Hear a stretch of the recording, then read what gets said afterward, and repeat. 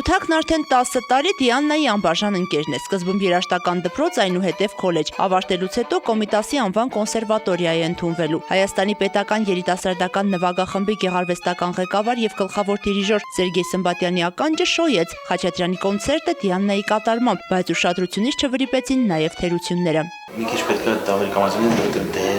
ունի ֆոտոներ, էլ տեղ չունենք դեր դրանում։ Մի քիչ օրսեք։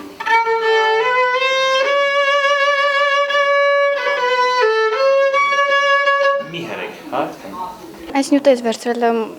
անկախության սերունդ համերգից հենց անմիջապես հետո, այսինքն քիչ ժամանակ է որ աշխատել ենք վրան, դե իհարկե բացեր շատ կան, բայց որ հենց Սերգեյ Սմբատյանը նպարապեց, շատ նոր բաներ իհարկե սովորեցի,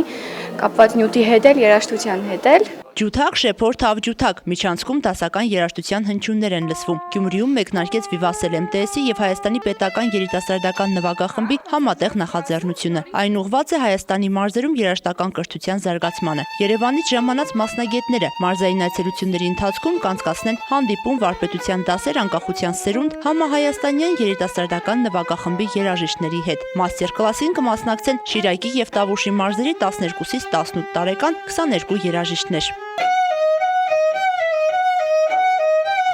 Մենք շարունակենք աշխատել երեխաների հետ մեծ հաճույքով,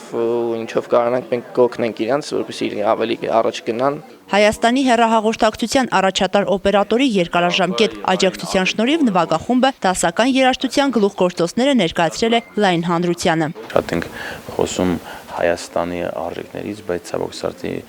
մշակութային եւ նաեւ երաժշտական շփումը այդքան շատ չէ, Vivace MTS-ը լսեց այդ գաղափարը եւ պատրաստական եղավ նաեւ այս նախագծին մեր կողքին կանգնել։ Երկու գիգանտների Հայաստանի պետական երիտասարդական նվագախմբի եւ Vivace MTS-ի համագործակցությամբ կյանքի կոչված նախագծերն օգնում են փոխանցել մեր մշակութային ավանդույթները հասարակության լայն շերտերին, նպաստել երաժշտական ճաշակի ձևավորմանը։ Նազելի Էլբակյան, Խաչատուր Գևորգյան, ժամը լրատվական։